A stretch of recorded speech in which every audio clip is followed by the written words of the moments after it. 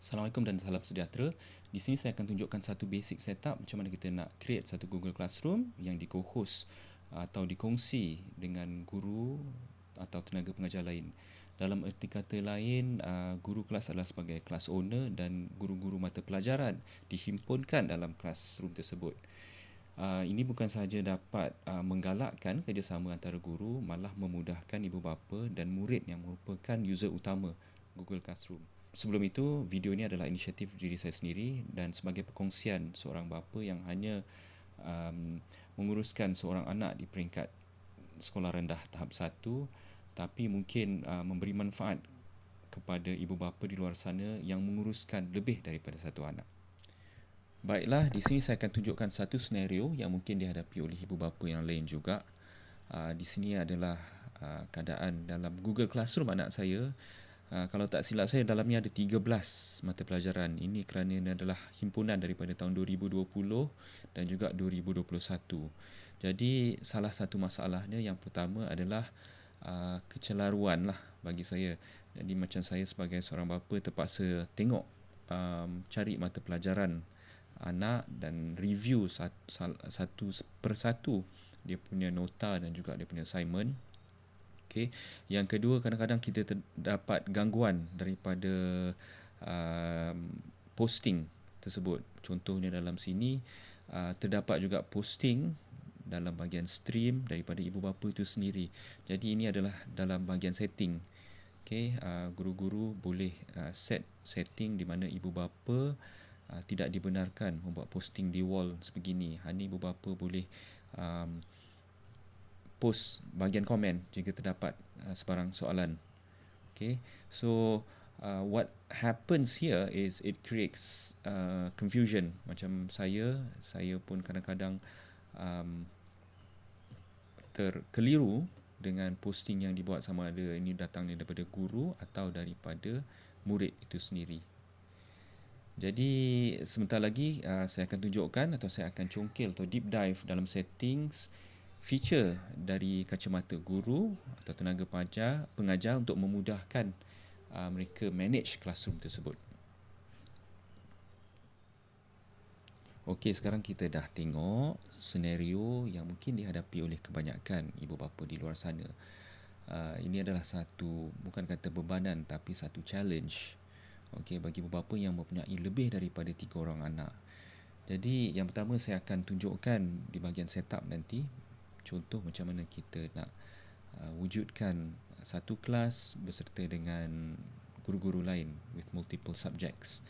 Dan saya akan tunjukkan dari segi filing system, macam mana file atau assignment yang dihantar oleh murid-murid diurus oleh Google Classroom. Dan akhir sekali saya akan tunjukkan advantages dan limitation yang hadir semasa melakukan setup sebegini.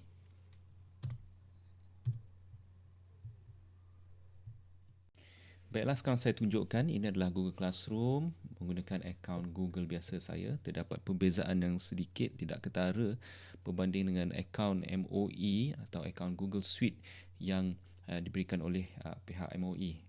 Jadi ini adalah class or course temporary. Ini adalah temporary class yang saya create untuk bagi tujuan setup kali ini. Dan ini dua adalah kelas sedia ada yang saya telah jalankan sebelum ni dengan pihak kerajaan. Dan contoh ni TD107 kelas kod mengikut. Okey, ini adalah bahagian stream. Kita pergi kepada people. Dalam people ni kalau anda dapat lihat ada 4 orang teachers atau 4 orang tenaga pengajar. Okey, dan kita ada 54 student. Okay, seterusnya kita pergi bahagian TD79 Google TS. Di sini saya mengajar penggunaan Google kepada orang awam. Okay, ini adalah satu inisiatif daripada pihak kerajaan dan saya merupakan salah seorang coach tersebutlah. Dan di sini juga adalah coach yang sama, Coach Fazli, Coach Azli dan saya. Dan ini adalah pihak klien kita. Dan di sini ada 27 student. So, seperti yang saya tunjukkan, yang ini stream dia. Di sini semua adalah paparan berkaitan dengan kami punya kelas. Okay, setiap update akan kami update di bahagian stream. Untuk bahagian classwork, lihat bahagian tepi bawah all topics ni ada notifikasi welcome. Ini bergantung kepada tajuk. Ini adalah ada pembahagian tajuk lah yang telah kami lakukan berkenaan dengan produk-produk Google. So kita ada introduction, kita ada menceritakan tentang ekosistem Google. Okay, cerita tentang Google Office Productivity, G Suite dan sebagainya. Okey, berbalik kepada classes. Jadi untuk tujuan setup di sekolah, okey, ini adalah cadangan lah setup dia. So seperti di stream ni adalah semua update yang terbaru. Kita pergi ke bahagian classwork. Classwork inilah contoh topik-topik yang telah saya wujudkan lah. Seperti mata pelajaran bahasa Inggeris, mata pelajaran bahasa Arab, sains dan matematik. Okey, di sini mungkin bahasa Inggeris ditabir urus atau di mana kontennya di create oleh guru bahasa Inggeris, bahasa Arab oleh ustaz, sains dan matematik. Okey, kita bagi pada bahagian people. Okey, dalam contoh ni saya hanya meletakkan satu student dan 3 orang teachers lah. Jadi dalam teachers ni kalau kita lihat bahagian kanan sini, yang bahagian Coach Afdal ni dia tidak ada titik 3 ni. Kerana Coach Afdal ni adalah owner kepada kelas ini. Jadi jika anda adalah guru kelas, anda lah yang boleh add teachers dan anda boleh remove. Okay. Andai kata tahun bersilih ganti, anda hanya perlu menukar guru yang ada di sini sebagai class owner dan tidak perlu lagi menambah student-student sedia ada. Okey. Jadi saya rasa seperti biasa untuk melakukan bagaimana untuk melakukan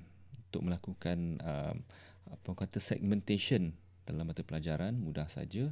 Hanya pergi ke create, pergi ke bahagian topics. Okey, dan create. Mungkin di sini saya tambah PJK. Okey. Okey, sedikit tips sedikit info. Setiap guru, teachers yang ada dalam kelas, boleh create dalam mana-mana mata pelajaran. So kita dah masuk bahagian advantages dan limitation lah. Itu antara limit dalam Google Classroom ni. Dia tidak ada spesifikasi guru yang ini hanya boleh satu mata pelajaran. Dia tidak ada limitasi tersebut. Dia terbuka. Itu nama dia dalam Google Classroom ni. Teacher ni dia sebagai co-teacher. Dalam Google Classroom ni dia kalau boleh dia nakkan kita ada kolaborasi. Okay. Alright. So bahagian create. Okay, kita boleh reuse post balik. Contohnya kalau kita reuse post, ini maksudnya tengok daripada post mana. Okay. Pergi dan kita hanya duplicate. Tak perlu kita nak create yang baru.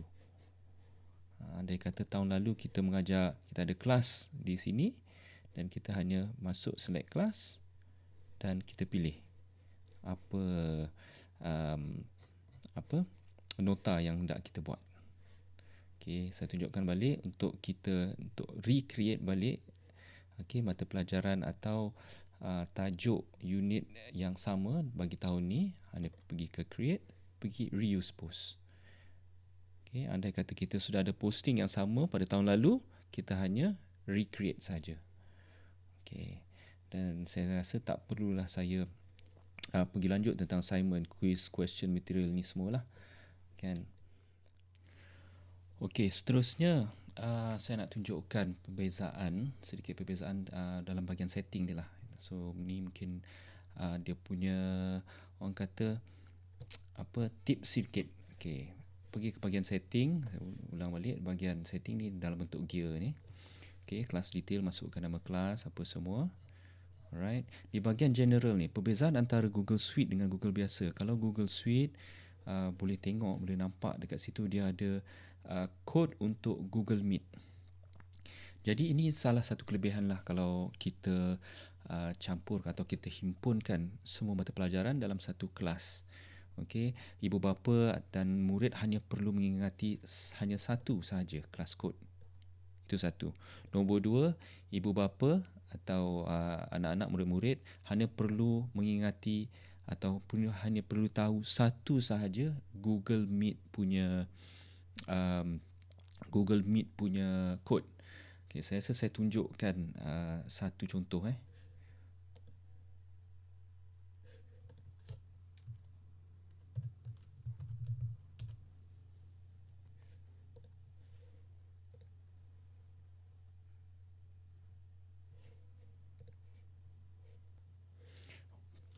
Baiklah, ini adalah contoh menggunakan akaun Google Suite saya.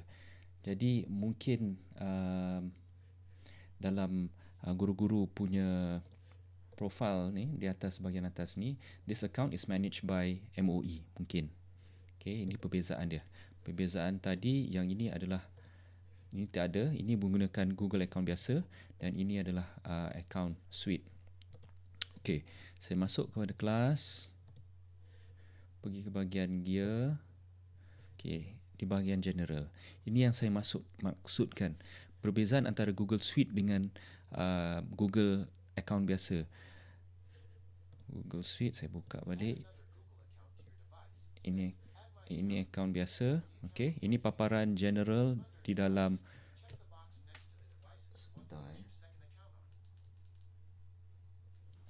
Ini adalah paparan biasa di bawah bahagian general untuk Google account biasa. Dan ini adalah paparan under Google Suite. So seperti saya katakan tadi, kelas code satu dan di sini ada stream. Kelas work on stream dan di sini ada meet. Okay. Kita boleh generate seberapa banyak pun code untuk Google Meet ni. Okay. Mana student boleh atau ibu bapa boleh tengok dan boleh hafal. Maknanya kita gunakan hanya satu Google Meet code untuk kelas tersebut. Okay, yang seterusnya saya nak tunjukkan di bahagian stream. Untuk kita kurangkan atau untuk kita eliminate terus daripada berlaku kekacauan lah dalam kita punya stream. Yang ni melalui posting daripada ibu bapa atau student. Kalau boleh, tenaga pengajar atau guru semua hadkan ni kepada students can only comment. Okay, di bahagian stream, pergi ke option students can only comment. Okay, jika kita lihat sebelum ni saya tunjukkan contoh seperti di sini. Di sini di bahagian stream, ibu bapa atau student telah submit hasil kerja di bahagian stream. Jadi kalau ibu bapa yang tidak tahu, mungkin berlaku sedikit kekeliruan lah, kan, berlaku kekeliruan di situ. Dan saya pun tidak pasti, mungkin ini Jeffrey ni adalah guru kelas terbabit. Okay, tetapi terdapat inilah nama-nama anak-anak murid lain. Dan ini disebabkan oleh setting students can post and comment. Okay, so untuk kita nak mudahkan apa-apa diskusi, andai kata kita meletakkan only teachers can post or comment, maknanya tidak ada student yang boleh melakukan sebarang komen. Andai kata kita meletakkan students can only comment, okay, dia akan jadi seperti ini. Contoh.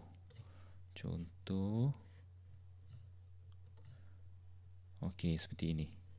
Ini adalah assignment atau nota yang dikeluarkan oleh guru dan terdapat seorang student yang komen. Ini lebih mudah kerana apabila berlaku ketidakfahaman, okay, student atau ibu bapa boleh terus komen di sini mengikut topik tersebut. Jadi dia tidak berlaku kekacauan lah. So saya nak tekankan sekali lagi di bawah classwork on the stream, bawah general, di bahagian stream, pastikan anda klik students can only comment. Okay. So bahagian classwork on the stream ni, ini hanya menunjukkan notifikasi sahaja. Okay, tidak berapa penting. Jadi saya rasa itu sahaja untuk bahagian settings. Seterusnya saya akan tunjukkan struktur filing system dia. Okay, apa yang berlaku apabila guru-guru membuat nota. Okay, dan apakah yang berlaku apabila student upload hasil kerja. Okay, kita tengok contoh sebelum ni. Secara asas apabila kita buat nota walaupun dalam bentuk kolaborasi dengan guru-guru yang ramai, okay, segala nota tu akan pergi kepada main folder. Okay, ini saya berbalik kepada ni, kita tekan bahagian folder, dia akan terus pergi ke Google Drive. Okay, dalam Google Drive kita, tengok di sini My Drive, Google telah segmentasikan semua file dalam Classroom.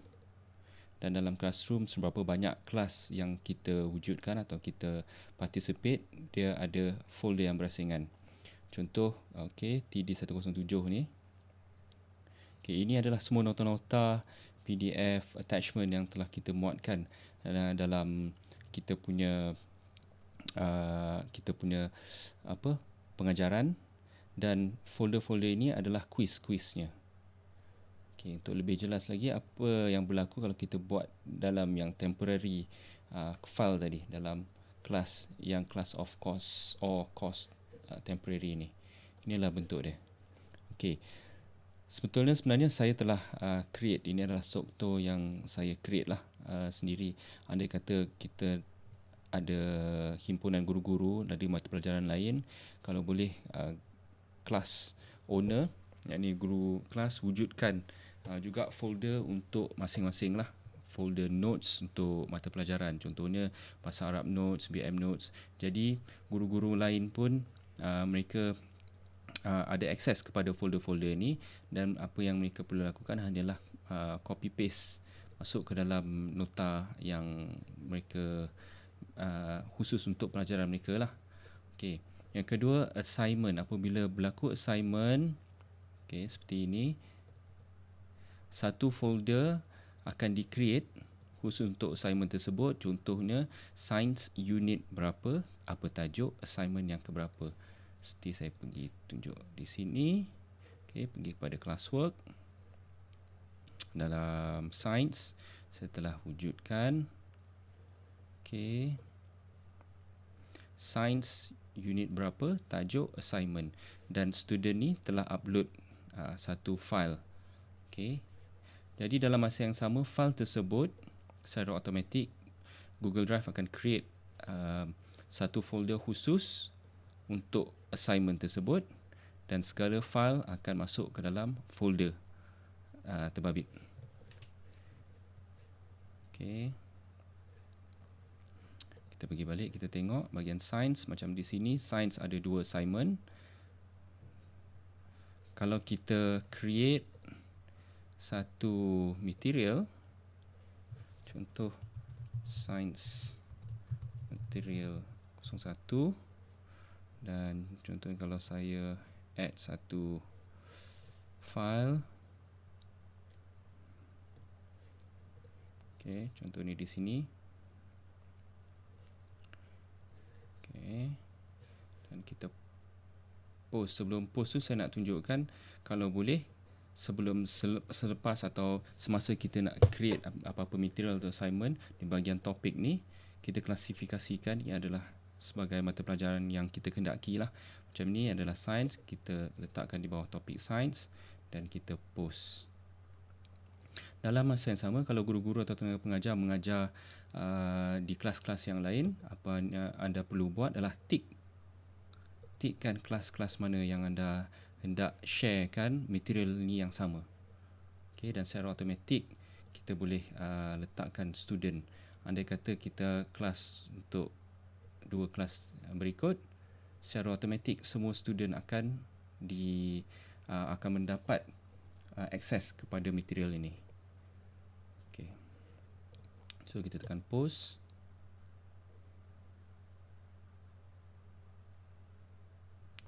Okey, seperti anda lihat di sini Science telah ada Science Material 1, dan di situ saya ada buat satu attachment berupa satu doc file atau Microsoft Word file, dan kita lihat di dalam Google Drive. Okey, saya akan reload. Dia akan wujud atau dia akan create di luar. Okey. Dan mungkin guru tersebut boleh hanya drag and drop. The item will be visible to everyone who can see science notes. Everyone who can see temporarily will lose access. Okey, secara default semua orang, semua murid, semua guru telah di-share, akan mendapat akses dalam temporary file ni, dalam kelas TEM ni. Jadi tidak akan berlaku apa-apa masalah untuk kita akses file terbabit walaupun kita telah move. Okay. Jadi ini adalah struktur file. Jadi limitasi daripada Google Classroom terhadap Google Drive ialah secara automatik semua file, semua material akan secara general akan di-copy dalam kelas punya folder. Akan tetapi assignment secara automatik akan dihimpunkan dalam satu folder. Ini adalah secara automatik akan dihimpunkan dalam folder yang serupa dengan tajuk assignment tersebut. Jadi sekian saja, itu sahaja pandangan atau sedikit panduan daripada saya agar bermanfaat. Sekian, terima kasih.